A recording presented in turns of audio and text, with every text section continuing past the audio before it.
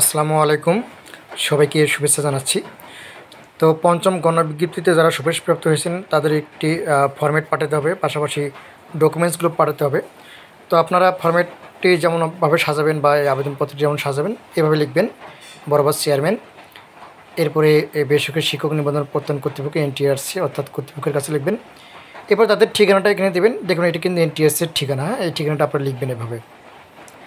এরপরে বিষয় দেবেন যে পঞ্চম গণবিজ্ঞপ্তিতে প্রাথমিকভাবে নির্বাচিত প্রার্থীদের যোগ্যতা সনদ ও মার্কশিট দাখিল প্রসঙ্গে এই বিষয়টি কিন্তু এরকম হবে। এরপর জনাব দিয়ে যথাবিহিত সম্মান প্রদর্শনপূর্বক নিবেদনে এই যে আমির জায়গায় আপনার নাম দেবেন, আপনার সনদে যে নাম রয়েছে বাংলায় সেই নামটা আপনি দেবেন। এরপরে দেবেন আপনার নিবন্ধন রোল, আপনার যে রোল নাম্বারটা সেটা দেবেন এবং ব্যাচ নাম্বার দেবেন আপনি, ঠিক আছে? আপনি যত ব্যাচের 10, 12, 15 যা হোক না কেন। এরপর লিখবেন যে পঞ্চম গণবিজ্ঞপ্তিতে আবেদনের প্রেক্ষাপটে গত 11 জুন 2024 তারিখে আমাকে ড্যাশ পদে, এইখানে সহকারী শিক্ষক অথবা প্রভাষক অথবা ডিমো আপনি যে পদে রেখেছেন সেই পদটি এখানে উল্লেখ করবেন, লিখে দেবেন। পদে প্রাথমিকভাবে সুপারিশ করা হয়েছে। পাশাপাশি নিয়োগের ক্ষেত্রে নিয়োগের যোগ্যতা যাচাইয়ের জন্য প্রয়োজনীয় মার্কশিট আহ্বান করা হয়েছে, ফলে আমার প্রয়োজনীয় তথ্যটি আপনার সদয় বিবেচনার জন্য উপস্থাপন করলাম। এরপরে আপনাকে একটা শখ করতে হবে।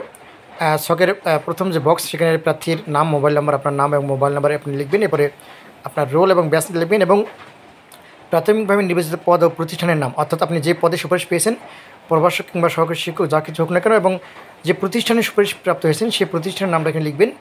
নিবন্ধন সনদে উল্লিখিত পদ ও বিষয়, আপনার সার্টিফিকেটে কী আছে, আপনি কোন পদ আছে এবং কোন সাবজেক্ট সেটি লিখবেন এখানে। দাখিলকৃত সনদ ও মার্কশিটের বিবরণ, অর্থাৎ আপনি কোন কোন সনদ এখানে দাখিল করলেন, সেটির কী অবস্থা, রেজাল্ট সহ এখানে সব আপনি এখানে লিখবেন। মন্তব্যের ঘরে যদি কিছু থাকে সেটি আপনি লিখবেন। আচ্ছা, এই যে সনদগুলো যে দাখিল করবেন, এই যে পুরো বক্সটা, কিন্তু এই বক্সটাতে আপনাদের তথ্যগুলো এখানে আপনার ভেবেচিন্তে পূরণ করে লিখবেন, ঠিক আছে? আর যে সনদগুলো দাখিল করছেন এখানে আপনি কিন্তু সনদের তথ্যগুলো এখানে উল্লেখ করবেন, কোন কোন সনদ দিচ্ছেন সেটি উল্লেখ করবেন। যাই হোক, এরপর লিখবেন যাতে মহোদয়ের নিকট বিনীত প্রার্থনা ওর উপযুক্ত তথ্য দিয়ে যাচাইপূর্বক আমাকে চূড়ান্ত সুপারিশের প্রয়োজনীয় ব্যবস্থা গ্রহণে আপনার মর্জি হয়। এরপর নিবেদক এখানে নাম লিখবেন এবং আপনার স্বাক্ষরটাও দিয়ে দেবেন উপরে, ঠিক আছে? নাম লেখার উপরে আপনি আগে স্বাক্ষর দেবেন, নিচের নামটা লিখবেন। লেখার পরে আপনার নিবেদন সনদের রোল নাম্বার দেবেন, ব্যাচ নাম্বার দেবেন এবং মোবাইল নাম্বারটা আপনি এখানে উল্লেখ করবেন।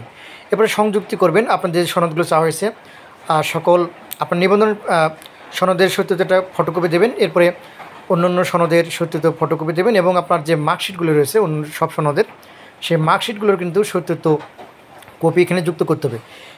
এরপরে এই যে ফর্মেটটি রয়েছে, এই ফর্মেটটি ওয়ার্ড ফাইল এবং পিডিএফ ফাইলে যাদের লাগবে তারা আমাদেরকে অবশ্যই কমেন্টে উল্লেখ করবেন। আমরা কিন্তু আপনাদের কাছে এই ফর্মেটটি পাঠিয়ে দিতে পারবো। আপনারা কমেন্টে উল্লেখ করবেন বিষয়টি।